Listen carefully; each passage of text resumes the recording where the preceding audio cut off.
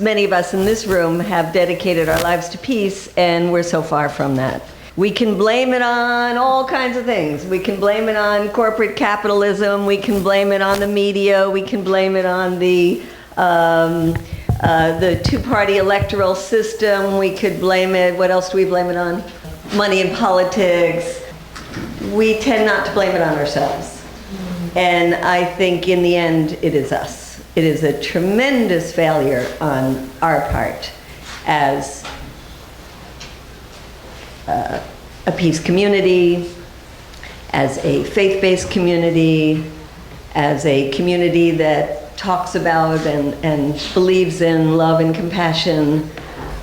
We have failed miserably. So I just want to start from that, because how can we feel good about our work when we look at the world? And when we have presidents and candidates and all kinds of people that we fault for their positions, let's constantly put it back on ourselves. What are we not doing? What have we failed to build? What pressure have we failed to mount? What kind of people have we failed to create and educate and nurture that leads us to where we are today? And where we are today is pretty miserable. And we're talking about drones, but we know it's drones in the much larger context. The drones are one piece of technology, and if it weren't drones, it would be something else. It's always something else. And it's part of a military-industrial complex that makes billions of dollars by keeping us at war. It's part of a U.S. empire that Arun talked about and so poignantly really focused on as the problem. And as part of that problem is the hundreds and hundreds of military bases we have in other people's lands, most of the time where they don't want us. And as I've been doing research on Saudi Arabia, it just has hit home to me how important it was in building up Osama bin Laden and his cohorts, the presence of U.S. troops in holy lands. That was like number one. Just think, if we hadn't had our troops there, maybe 9/11 wouldn't have happened. Maybe things would have been very different. Let's think about the U.S. military context that we're in, where we have so little accountability for what the U.S. government did around Iraq. Just amazing that we could destroy that country, that we could kill who knows how many people. We know to the exact number how many U.S. soldiers were killed. We have no idea how many Iraqis were killed, how many millions were displaced. The vacuum we created, the hate that we created. I have a friend, Yanar Mohammed, who runs a women's group in Iraq. And when I said to her, what would you say was the main legacy of the U.S. invasion? She said, you taught us to hate each other. Her father's Shia, her mother's Sunni, never came up in her entire life till the U.S. invasion. You taught us to hate each other. I mean, think about that. Horrendous. And no accountability at all for what we've done. And of course, ISIS would not exist were it not for the U.S. invasion. And we continue to do it. Libya, say, oh yeah, let's just get rid of another dictator. Ungovernable country right now. Syria. One of the things I like about Joe Biden is every once in a while some truth comes out from his mouth. And I don't know if you caught it one day when he was giving a talk and he said, our biggest problem in Syria is our allies. And he was talking about Turkey and the open borders there that allowed people to go into ISIS, that allowed the oil to go in and out. I'm looking at our Syrian refugee here who is shaking her head. Yeah. Having spent time in Turkey, I'm sure, and knows that border very well. Most people, they think Erdogan good, but Erdogan not good. Right. We didn't have ISIS. If Erdogan hadn't opened the borders, If we're, ISIS So we wouldn't have had ISIS if the head of Turkey had not allowed for the thousands of people to go from Turkey into Syria. Our great ally Saudi Arabia, that immediately saw an ability to start arming and training not nonviolent protesters, turning a nonviolent movement into a violent movement. The same with the Emirates. And so Joe Biden said our biggest problem is our allies, and then he got so much heat for it, he had to go back and apologize for that. But let's look at the huge crisis created by the allies of the United States and the fact that we continue to support governments that are so corrupt, and governments like the Egyptian government that came to power in a coup, 21st century coup. And instead of calling a coup, it was, oh, we'll wait and see, and wait a couple of months, and then release over $1 billion of US taxpayer money to a regime that is now cracking down on all human rights activists, whether they're secular, whether Islamists, and conditions that are worse than the worst days of the Mubarak regime. Or let's not forget our support of the Israeli government and what kind of hatred that builds in the world against us, because it might be portrayed as something very positive to the American people, but for most of the people around the world, they see it very differently. They see the US supporting the daily oppression and humiliations and beatings and killings of the Palestinian people. So you put that in the context of US policy, and I would say that the only decent policy, foreign policy, of this Obama administration that has some real significance has been the Iran nuclear deal, something that we have to give him credit for fighting very hard for, and that I think our peace movement was very instrumental in fighting against the powerful forces against the deal, like AIPAC. And the other was the opening up of diplomatic ties with Cuba. Extremely positive changes. Now, it's quite interesting to take that and put it in the presidential arena right now.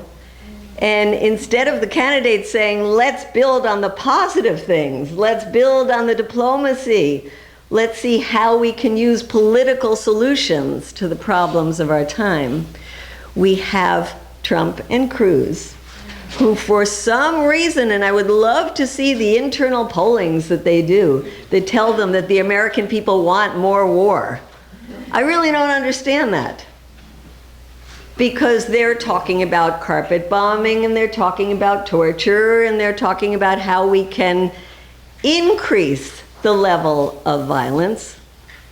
And then we have Hillary Clinton, who might be somewhat cagey these days because she really lost the last election because of her vote for Iraq. But we know from her record as Secretary of State, and we know from her record as a senator, that she is a hawk. And then we have Bernie Sanders. Now let's see, how many Bernie Sanders do we have here in the audience? How many people are not Bernie Sanders supporters? I see half arms going, a few arms going like this.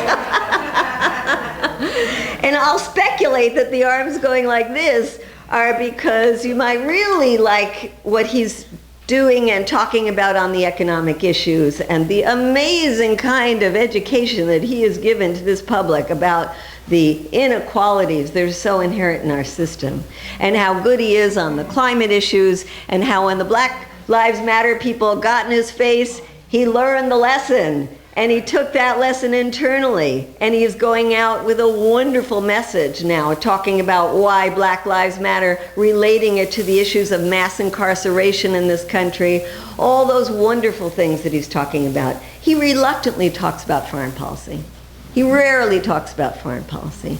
He has moved in a more positive way on some of his policies, particularly Israel-Palestine, although he goes back and forth. I don't know if any of you read his interview at the New York Daily News when he talked to the editorial board. He went back. But he really does not like talking about foreign policy. And you know what? I blame that on us again, that we haven't pushed him enough on those issues. Bernie Sanders says he likes drones. Now, we at Code Pink have tried to do petitions and calling and meeting with people working with his organization to say, how could Bernie Sanders say he likes drones? So far, we have not been successful, but one of the things we can talk about is how are we going to push Bernie Sanders on that issue. So let me move into the issue of drones, which is what we're here to talk about. And there, I would say that for me, living in Washington, D.C., I see the use of drones as the placeholder for other kinds of war. It's almost like keep something going so you can show that you're tough and give the appearance of toughness. When I go into hearings in Congress, the Republicans and even a lot of the Democrats want Obama to do more. They want him to put troops on the ground in Syria. They want him to do no-fly zones. They want him to get tougher. The interesting thing about the drones is that it plays a role of keeping wars going without the appearance of escalating them. Dennis Blair, the former National Director of Intelligence for Obama, said, "It's the politically advantageous thing to do. It's low cost, no US casualties, gives the appearance of toughness. It plays well domestically. Yes, it's unpopular in other countries, and any damage to US national interests only shows up over the long term." Quite extraordinary, because he knows that over the long term, this is not a good approach. But it's a technical solution to a political problem, and the political problem is the American people don't want to see US soldiers dying. The American people don't want more war if it includes troops on the ground. And so the drones are an alternative to that. The drones are also what we have learned, as Arun said, from the Israelis, an alternative to occupation. And this is what you see so clearly in Gaza, where the drones have really been used to show you can have above the ground control. You don't need control on the ground to control a population. You can monitor that population, you can police that population, and you can destroy whatever you want, whenever you want, from the air. Now, if we look from a faith-based community at drones, or you put it in even a larger context of a community that thinks democracy is a positive thing, drones are so anti-democratic. Just the idea that this policy was in place for years before our government was even willing to tell us they were using drones is quite amazing. And one of the things I think our community did was to force the government to talk about drones, and that's a step in the right direction. No accountability at all for the use of drones. It's really amazing, again, going to Congress, and we go to the different heads of committees, and we ask them, why aren't you doing hearings on drones? Well, the Republicans think drones are great and they want more. And the Republicans don't want to criticize Obama's policy. And let's make it clear, this is Obama's policy. If you look at the number of drone strikes under Bush, it was maybe 50, and now you get over 400, way over that in the case of Obama. So you have a bipartisan consensus that drones are fine. Arun, you talked about Hannah Arendt and the banality of evil. I think another good quote of Hannah Arendt was about lying. She said, "The problem of political lying is that the liar himself ends up believing his lies." And I think that is so true in the case of drones, especially about the issue of we don't kill civilians. Now, you might look at John Brennan, head of the CIA, who says it constantly. He just said it again last week. We barely kill civilians. Come on, it's so exaggerated. I think he knows he's lying. But I wonder about President Obama, who has said it over and over again. He says it in a kind of reluctant way. In fact, just the other day, he said that it was true that civilians have died who shouldn't have died. And when I interrupted him at the National Defense University, he said that we have to listen to that woman. Of course, he went on with the drone policy. But he has told the lie so many times, you wonder if he believes in that lie. The lie being that these are so precise, that we kill militants, that we do everything in our power not to kill civilians. Well, I would say there's a much easier way to not kill civilians, and that's not to use drone strikes. The US has also lied about the issue of what is an imminent threat, because by international law, you're only supposed to kill someone if there is indeed an imminent threat. Well, it turns out that the president takes an average of 58 days to sign off on a kill list. 58 days to say, okay, we're going to kill that person over there, and we know your name, and that person over there, we know your name. And then they have 60 days to carry it out. So how imminent is that threat? If you can take months before the time you put somebody on a kill list, and then you kill them. Well, don't worry about that, because what we can do is just change the definition of imminent. And this is what the Obama administration has done. They say we don't need to prove imminent because people affiliated with Al-Qaeda are in a continuous, ongoing effort to destroy American interests. So that means we can kill anyone anytime we want, because they are always thinking about how to destroy us or our interests. The other thing the Obama administration lies about is this whole issue of capture. And that's what got me to stand up at that National Defense University, because he said, our first priority is to capture people. And drones are used as a last resort. Well, that's just a lie, a blatant lie. If we capture people, where are they? How many people has the Obama administration added to the Guantanamo number of prisoners? One. Not that I am advocating that he add more prisoners to Guantanamo. But the truth is, he's only added one person. What a lucky guy. Because, yes, and he's the lucky guy. Because the Obama administration, I would love to have been a fly on the wall in those discussions, but actually had discussions soon after he was inaugurated to say, well, Obama, you campaigned on a platform that included you were going to close Guantanamo. So it would look really weird if you started capturing people and putting them into Guantanamo. So I think the only solution is just to kill them. And that is what the Obama administration has done.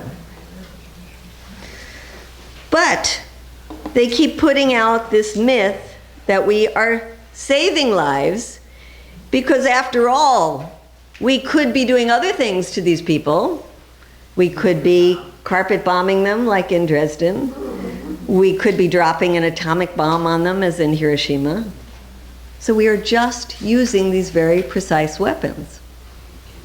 Well, these very precise weapons are supposed to be, for the most part, to get individuals. To get individuals Not that I think it is our job to do that, but if you were going to capture an individual, it's actually much less likely that civilians would be killed if you sent in a commando raid or if you were working with local people on the ground. But we have been told that the drones are much more humane because they don't kill a lot of civilians. Well, that's something we just don't know. We know that they don't take the lives of US soldiers, and that has been a major priority.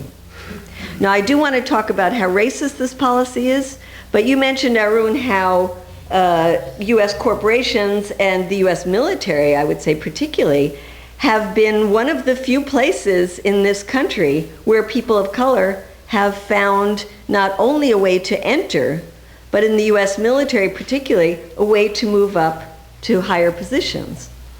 So there is an issue about racism over there, but within our military, we don't want any of our military to be killed, whether they are black or white or Hispanic. We don't want any of our soldiers to be killed. And there I would say it's a supranationalist position, that our soldiers are more important than their civilians. Now, you might ask why somebody joins the military, and we have some military people here, and you can give us all kinds of reasons, but you know, the military is a place where it's like you learn to kill people. That's what it's about. But yet this drone program is a way to keep our soldiers from getting killed so that they can kill other people in the safety of their own barracks here in the United States. That's what makes it quite extraordinary. You know, we talk about the suicide bombers, and I certainly think it is a horrible thing to strap weapons onto yourself and kill yourself. But in a suicide bomber, the person's body is the weapon. The drone is a weapon that has no body. The former, the suicide bomber, implies the death of the agent. The latter totally excludes it. One is a weapon of sacrifice. The other is a weapon of self-preservation. Now, I don't know if it was you, Chris, or if it was Sean, who said that the adversary on the ground controls the narrative. Might have been Sean. And what the narrative on the ground is that they kill us with the drones because they are too much cowards to fight us on the ground. That's what you said, the cowardice issue. On another level, I would say the drone operator is a mirror image of the suicide bomber. Neither can be brought to justice. I have a plaque on my desk, and I don't remember who gave it to me, but I look at it all the time. It says, the basic idea of an army is that you can kill people without murdering them. Now that's very profound. You can kill people without murdering them. What I think it means is that you have the right to kill without being held responsible for a crime because that right is granted mutually. You can kill each other. It presupposes reciprocity. A soldier wields violence, but is also exposed to it. Even a bomber pilot could be shot down. He is potentially both an executioner and a victim. But what does he become once the very possibility of being exposed to violence is removed? The conclusion is that he becomes a mere executioner. We've talked about racism this morning. I just want to mention racism in the context of the drone warfare, because having been to Pakistan, Yemen, Afghanistan, so many places where we are killing people. The racism is so obvious. We have killed a few white people with drones by mistake. Totally by mistake. And I think there were maybe 4 or 5 of them. We have killed thousands of people of color with drones. Some of them by mistake, oops. Some of them not by mistake. And not by mistake is merely by the definition that we give them of militants. Who are we to say somebody else is a militant? It's not our country. Most of the time, it's not even our fight. Because so much of the time, the people we killed are not even out to kill us. They're involved in internal disputes. And this was certainly in the case of Yemen, an internal dispute. And I will never forget sitting in the home of a young woman in Yemen, who, unlike the other people we met with that told us that their loved one was in the wrong place in the wrong time and had nothing to do with any kind of fighting, this woman said, my 3 brothers all joined Al-Qaeda. And I was taken aback. And I thought, oh my God, I'm in the home of this woman and 3 of her brothers joined Al-Qaeda. And she said, you know why they joined Al-Qaeda? They hated the dictatorship we were living under. And they didn't know how else to go about fighting it. They found a group that they thought was fighting it and they joined it. She said, my brothers were stupid. She said, I'm smarter than my brothers. I got on the internet and I looked up Al-Qaeda. And I saw how awful they were, what they stood for. And I was trying to get my brothers to leave Al-Qaeda. And I was working on them and getting to a place where I thought they were going to leave. And then the US came in and killed them in a drone strike. She said, my brothers had nothing against the United States. They knew almost nothing about the United States. And what they knew they liked about the United States. But the US came in and internationalized the problem and turned the whole village against the United States. That happens over and over and over. And another thing in Arun's talk that came up in the discussion was about this issue of globalization. And you said very clearly how these weapons are used against us. But this one man that I met in Yemen said it. He knew it. And he was a 2nd grade teacher. Told us about how his brother was a taxi cab driver, had picked up some strangers. A half an hour later, his taxi was a smoldering pile of metal. He was dead, leaving behind 2 young children, a young wife. This man was angry as hell. And he said, you know, Americans might not care very much about poor people of color thousands of miles away. They didn't know my brother. They don't care about my brother. But you should tell them that we are the guinea pigs, that you are perfecting these weapons against us, and these weapons will go home to haunt you, just as the hatred that you are sowing will come home to haunt you. And so on that very, very basic level, we must understand how wrong it is what we are doing and how much that is coming home to haunt us. This is not new stuff. I also want to just read a quote that came from a British officer in 1923 from the northwest frontier, Pakistan, where we have been killing people with drones for years. And this British officer, he said, by driving the inhabitants of the bombarded area from their homes in a state of exasperation, dispersing them among neighboring clans and tribes with hatred in their hearts at what they consider unfair methods of warfare, These attacks bring about the exact political results which it is so important in our own interest to avoid, that is, the permanent embitterment and alienation of the frontier tribes. Have we learned anything from history? We know that drone warfare makes more enemies. We were told that drones were a way that we were going to have war without being defeated or having casualties. What they didn't tell us is it was a war without victories and a war without end. Drones are without a doubt excellent at pulverizing bodies from a distance, but totally unsuited to winning over hearts and minds.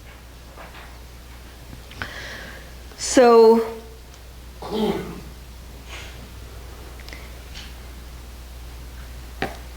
as a faith-based community, we probably believe in the golden rule, do unto others as we would have others do unto us.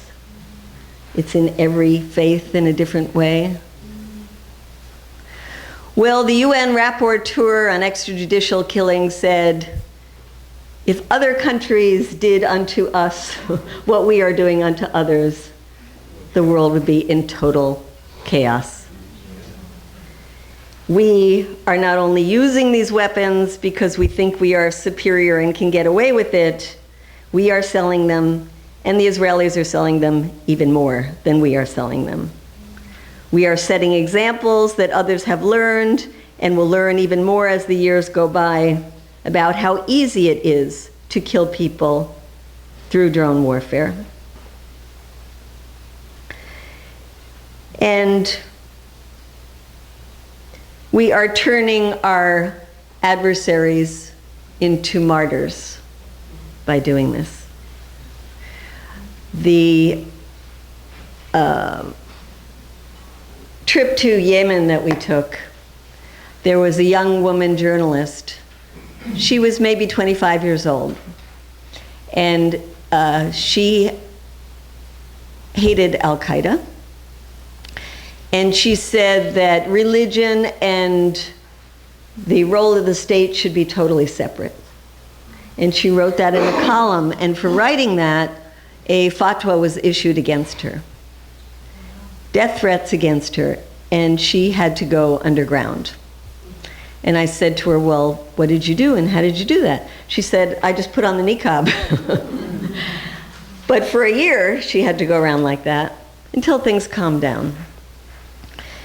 And we said to her, well, you must then think that drones might be a way to eliminate people from Al-Qaeda.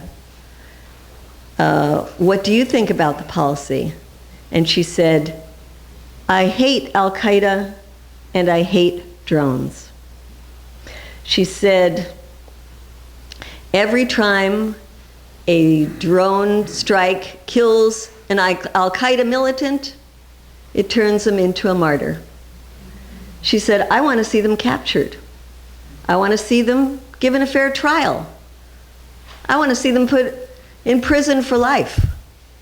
Isn't that what a democracy is supposed to do? And isn't the US supposed to be teaching people around the world about democracy, and instead you are coming here and blowing up people you don't even know with drones? She said, my future vision of a democratic society does not include drones. Well, if you look at Yemen, and it's the one place where Obama said 2 years ago that we had a successful drone policy, you look at Yemen today. And the US not only is conducting drone strikes, but more importantly in Yemen today, is supporting the Saudis in their daily bombing campaign in Yemen that is causing thousands of civilian casualties, leaving that country on the brink of starvation, and making the US complicit in war crimes. So I would think that Obama has to rethink using Yemen as an example of anything successful. So where are we? in terms of our struggle to fight drone warfare and war in general. Ray McGovern yesterday talked about Code Pink being in Germany, and it's true that Code Pink right now is on a trip that includes a protest in Ramstein that the Germans have organized because they hate it, that they are complicit in the US drone warfare because their Ramstein base is used as a transmitting center for the drones.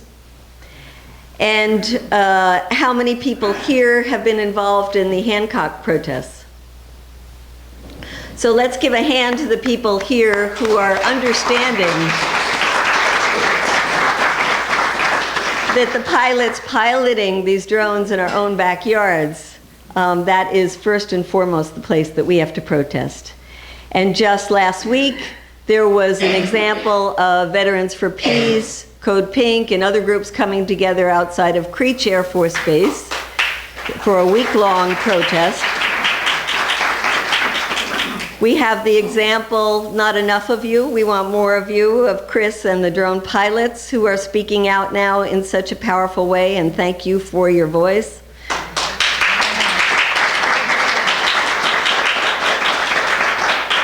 I would say that we have had some success.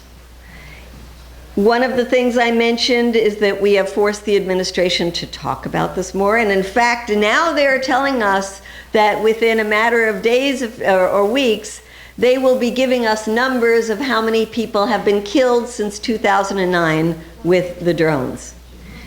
Now, raise your hand if you think these numbers will be accurate. What a cynical group you are. I agree with you. I have no faith that these numbers will in any way reflect what is actually happening on the ground. But it will be an opportunity for us to respond to what comes out.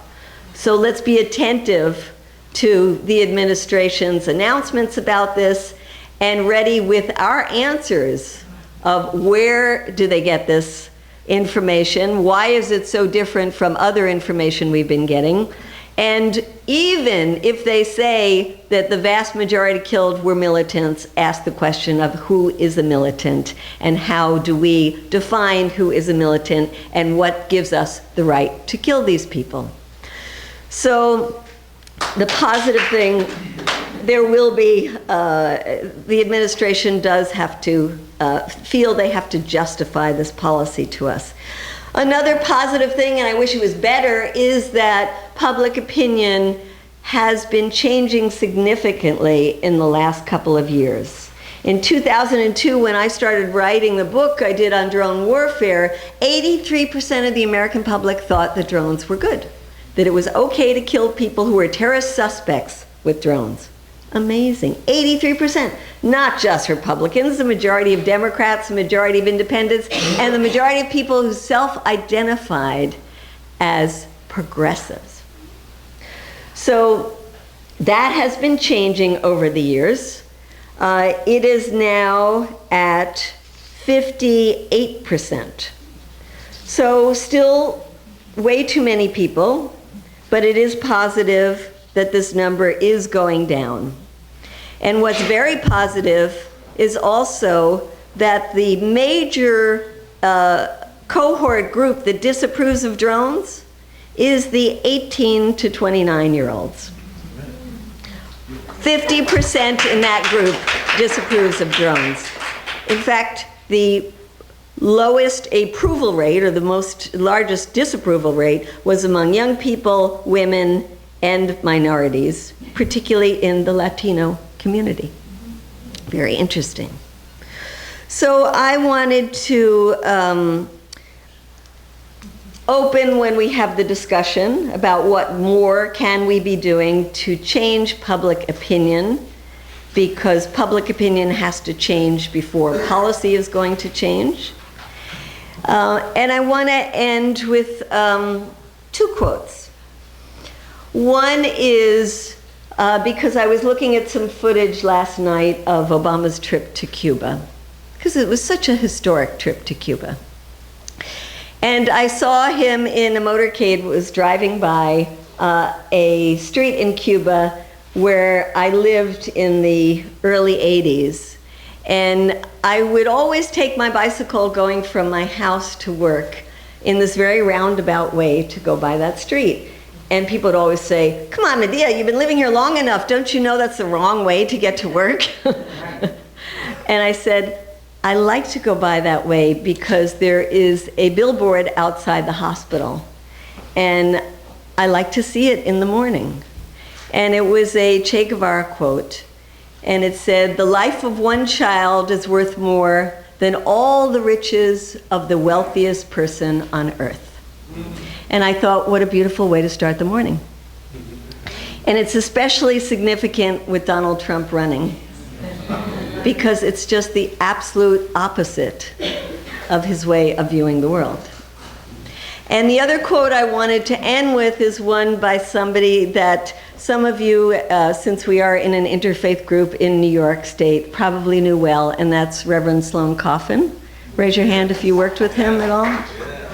So for those of you who didn't and don't know him, somebody who was so instrumental in the anti-nuclear movement and such a tremendous inspiration to people to work for peace. I don't know about you, but I am getting all the time from people saying, "You are so negative.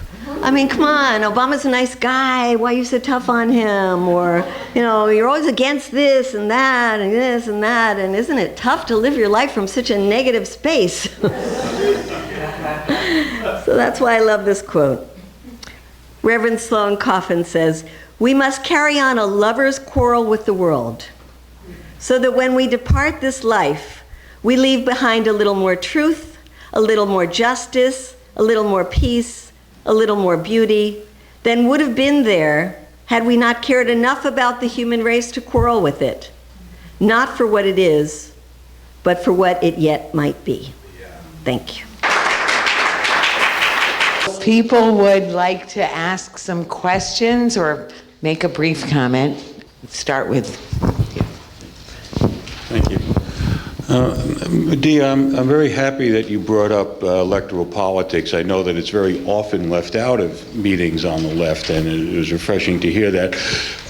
You were asking how we could sway Bernie or push Bernie, and I made up this button. I'd like to read it. It's a button that I made up, and in big letters on the top it says, "I'm voting Bernie," and then it's the only button with a footnote, and the increasingly small letters it says, "But I reserve the right to march on the White House to demand an end to the drone program, stop the wars, respect Palestinian rights, close U.S. bases around the world, nationalize the banks," and then the letters drift off into invisibility.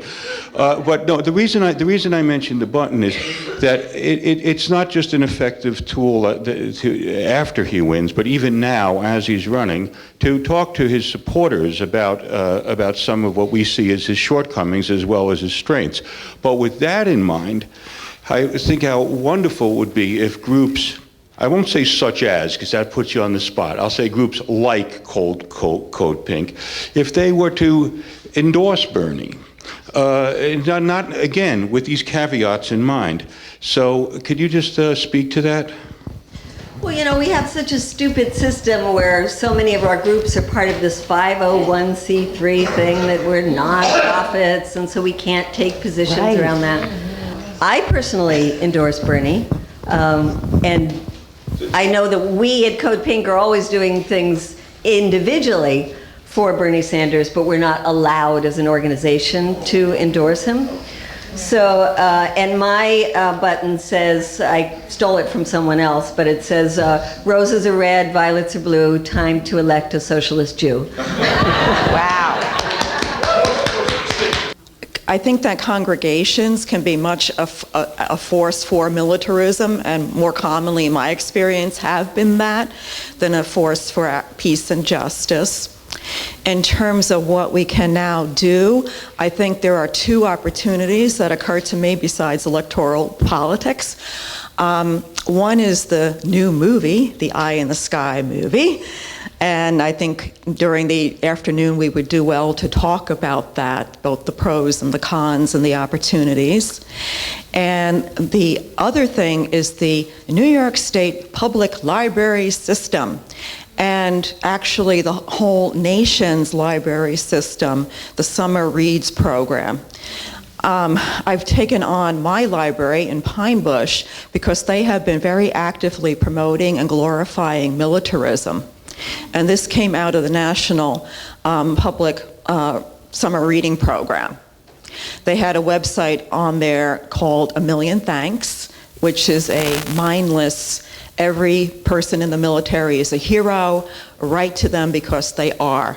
And that was a website suggestion from the national program. So without getting more long-winded, I mean, I can certainly talk to anybody who's interested about that. But I've talked to like every librarian in the New York State library system and the people who do this program nationally. But it's a force for good and for ill. I was able to make website suggestions for their 2017 Summer Reads program, which included David Swanson's, Code Pink, Avaz, some other things. So, something that we should keep in mind. Medea, did you have a comment? No, just that I hate that Eye in the Sky movie. How many of you have seen it? I've seen it previously. Yeah. Oh, it's just incredible propaganda, as if these drone strikes knew exactly people were putting on suicide jackets and about to go out and blow somebody up. I mean, that's just not the way it works, right, Chris? Not the way it works. And also, I don't know if maybe I should talk to you personally about this, but I just hated them showing the drone operators and all the other people looking at it crying as if they were, so devastated they were going to, should I give away what it's about? Kill a little girl to save all these other people, but it is incredible propaganda. And one other thing about that, in the context of racism, the main person they're after is a white woman, which is not really who you go after in drone strikes, right? Right. It seemed like a couple of years ago, the Pakistani government was talking with a leading figure. In fact, I think he was the head of his local Taliban unit. And there was sort of a truce while the talks went on. And while this was happening, of course, the U.S. came, drone attack, killed him. Well, of course, now the next one up in the Taliban organization, who now was the head of it, broke off the talks, a far more fiery, individual. It sounded like a pretty unfortunate harvest, shall we say, for this particular drone strike. Is that correct, that that happened? Yeah, I wrote about that particular incident in my book. But you can see the same situation happening in many different places. I mean, it happens in Yemen as well. So you get number 4, and number 5 becomes number 4, and number 5 is now more angry and more ruthless than number 4 was. And you can see that just constantly in the whole chain of the kill list. Medea, I just want to thank you for keeping it real, and particularly on regards to the presidential situation. There's a lot more he can do, and if we do what we're supposed to do, we're moving there. And I just wanted to add to the Button comment, as president of Peace Action New York State, I'm proud to announce that Peace Action National has endorsed Bernie Sanders in the primary as well. They can do it because they have a C4 status where we don't. The way someone who's killed in a bunch of, quote, militants can be subtracted from the number killed that day is for a post-mortem proving that he wasn't or she wasn't a militant. I have a comment after a suggestion, but how does that work? Have you seen anyone that has been ex post facto declared, oops, this was not a militant? Both in Pakistan and Afghanistan and Yemen, there are many, many times where the families of the victims do try to get justice from the U.S. government. There have been times where in Afghanistan, they get an apology and they get compensation. And that is because it is an ongoing war, and the military has lots of cash that they literally go out and hand out in $100 bills. And here is your hush money, here is your compensation, we're sorry. That does not happen in the ongoing combat situations, because the Pentagon's not on the ground with that kind of money. And so you find, in the case of Afghanistan, some of us know the lawyer who has been working so hard for years to try to get help for victims there, and in some cases has gotten the government to give the money, just like in the case of Yemen. Once in a while, it's kind of the squeaky wheel theory. If they are loud enough, if their tribes are big enough, if they are angry enough, if they pose enough of a threat, they might get a little bit of compensation. But in most cases, they do not. And in one case that was somebody who became a good friend of ours, he said to us that he didn't have that kind of clout. And so he went by himself to the U.S. Embassy in Sana'a, trying to get some kind of compensation. He said in his tribe, when you do something wrong, you have to recognize, apologize, and compensate. And he couldn't get the U.S. Embassy to even take his petition. And he said, could it be that the tribal justice is more evolved than the U.S. justice system? Wow. Well, I have a kind of a trite suggestion here. When I was young, we had, in case we were in an accident, automobile accident, we had a little card we put in our wallet that said, I'm a Catholic. If I'm in an accident, please call a priest. Well, we could make up cards to say, I am not a militant. In case I am droned to death, please subtract me from the number of people you killed today. What do you think? But Sorry Ray, about that. There's a little problem with that, and that is most of the people hit by drones are incinerated, and so that card would not be available. I just came back from Pakistan 2 weeks ago. I lived there when I was a child. I think for the past just so many decades, my first protest was actually the War in Iraq protests in New York. I was a teenager. Last time I went to Pakistan, I kind of reflected on the kids I used to play with when I was in Pakistan as a young boy. And when I was there recently, I was asking people what they think about the environment in the United States. I met with student activists, I met with worker leaders, I met with feminists, I met with professors, and it was pretty heart-wrenching, because one of the things that I was asked was, how is it that in the United States, with all the kind of hoopla around Bernie Sanders, will we see a repeat of people who are progressive, or how the anti-war movement seemingly had taken a dip because there was a fear, at least this was one of the perceptions of how the anti-war movement kind of deflated, that there was a fear that we need to support this president now. We need to unite the left and fight against the right. And I understand the strategy, it's been happening for a while. But this is a real palpable, emotional, but also rational concern that a number of people shared with me. And they were wondering, are our people going to be bombed? Are our children going to be killed, right? And so the question is, how do we make sure that when Obama, for example, came in and talked about change, and yet we got another C word, which was continuation, what exactly is the difference between now and 2008, that 2008 moment, in which we could say there are some lessons that can be learned for those who do support Bernie Sanders, for example. And I understand some people will say they're not one-issue people, et cetera. What is the difference between 2008 and now? Also, going back to what you said about young people, it was my friends who shut down the CIA director in Philadelphia, which is where I live. Okay, and one of the questions here was also, like, in terms of leadership of the anti-war movement, the people you saw in Philadelphia were people who we marched on the streets with in Black Lives Matter. There were people who were South Asian. There were people who were Muslim. There were all sorts of people. But the main kind of unifying thing was that they were actually young. This is a different leadership. But what you saw with Black Lives Matter, the even reason that Bernie Sanders is talking about it, is because, as Michelle Alexander, as Angela Davis and others said, they said, let's focus on the movement. Let's focus on developing that force that can actually restrain political power and build up a mass movement. So if you're seeing mostly, as you noted, mostly people of color, in terms of the public opinion, mostly people of color women, you said Latino women, for example, and yet you see this example, in University of Pennsylvania.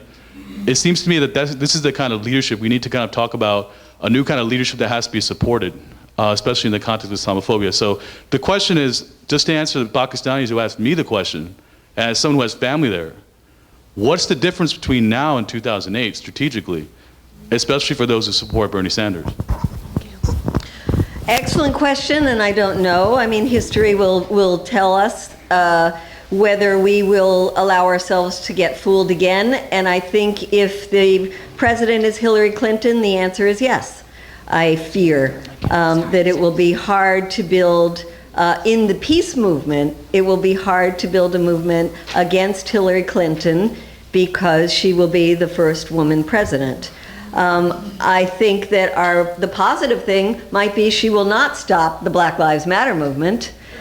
We've seen that already. And I think there is the youth energy we had during the Obama years. So let's not think this is something totally new. But I think what is new is the people of color energy.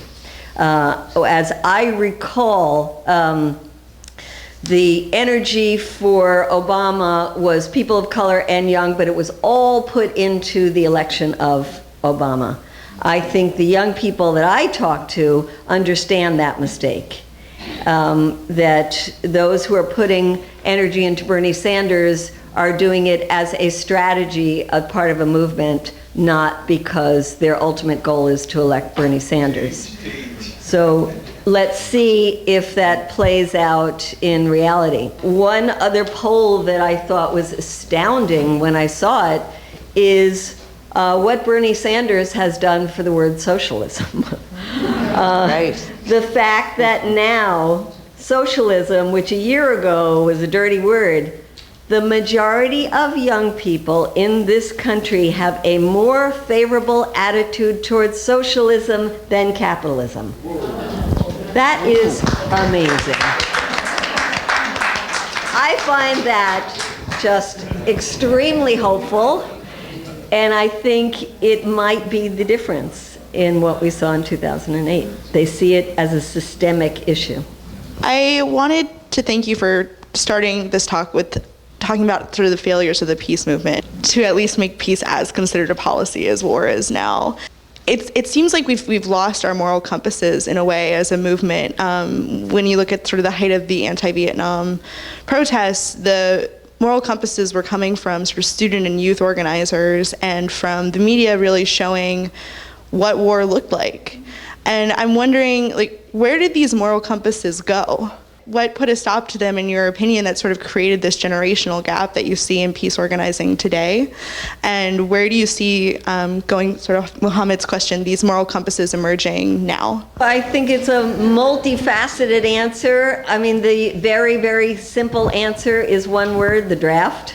When there was a draft in the Vietnam War days, it wasn't like we had a choice whether we're going to get involved or not. It was in front of our face, and either we, the men, the young men, were getting shipped off somewhere that they knew nothing about for a reason they couldn't understand, or they were our boyfriends. And in my case, it was my sister's boyfriend getting sent off to Vietnam, sending her back a ear of a Viet Cong, and me saying, this is absolutely insane, I'm going to get involved and dedicate my life to peace.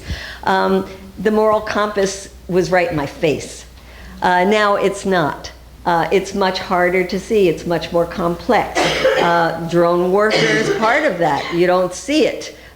You also don't see the effects of our policies because the media is not covering it the way that it used to cover wars. And you have since the time of the Bush administration, you have a, quote, nice president who is good on some issues, and we cannot dismiss the historic value of the first black president and this lovely family in the White House, and how hard it's been to build up a movement against policies of a nice guy. There are other issues that have become more important to a lot of people, particularly young people. Student debt is an absolutely huge issue that faces them every day. So, those are some of the answers to it. different time, different complexity. And one other thing I want to add to it is that in the different movements that I have been part of, and I haven't been just part of the peace movement, but within the peace movement, we had after the Vietnam War, there were wars that were closer to home, particularly around Central America. And in the Central American wars, we had colleagues. We had people-to-people ties. We had people who were coming here from the war-torn areas who were in our communities, in our homes, in our churches. It was easy for us to go there. The language barriers weren't as great. And some of the movements that we were working with, we actually liked them and their values and supported them. And so it was a much different kind of ability to identify. And it's very hard in the Middle East right now. I mean, we are very lucky to have a woman from Syria right here who we can talk to and meet with and learn about. Yes. But it's very unique. We don't have a lot of people who are still connected to those movements. There's a lot of people who have fled and don't want to talk about politics anymore, just want to live their lives and try to rebuild them. So that's another reason, I think, that makes it a little more difficult. But I'm sure other people can add to that. Hi, I'm Nick Modern. I've been working on the drone issue for some time. Thank you. You mentioned the 501c3. I've been involved from time to time in raising money for various things that needed to be done. But what I think we have in this country is an interest and willingness to do things that affect people in this country, knowing we're making a devil's bargain by extracting lives from other parts of the world. And I think there is within the left and within the peace movement a willingness to affiliate itself with Bernie or with Obama, recognizing that there's this hideous side where they actually kill the cows to make the hamburger, but don't want to look at it. I think this has a profound effect on raising money to talk about what Arun was mentioning, which is to say, build an international connection. At one time, American Friends Service Committee brought people from Africa to the United States. Very expensive. Mary Knoll was involved with that.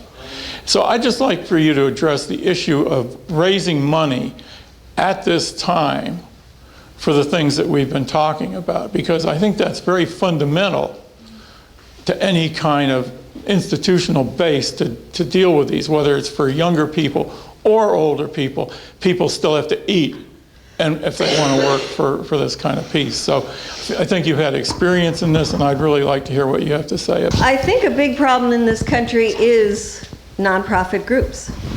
This, what Nick refers to as the 501c3, is the category that we're in of nonprofit groups.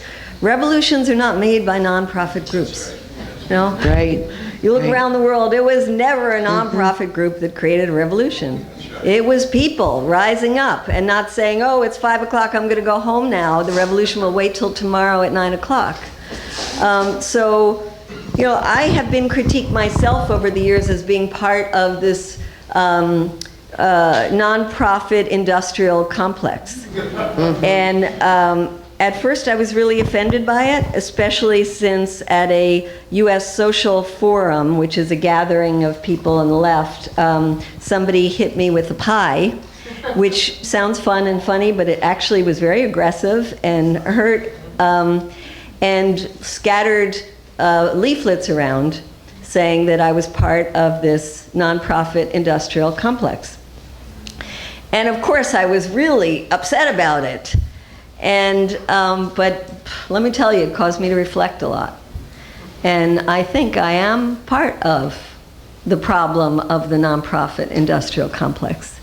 And I think some of the best leaders in this country have been siphoned off into the nonprofit industrial complex, where you are given a salary for the work that you do, and of course people need to make a living, where you have a board of directors, where you have the what you can and can't do, like endorsing candidates, where you have bureaucracies, hierarchies, where you are always trying to raise money, and so you go to foundations, and those foundations have their criteria, and then you're beholden to those foundations.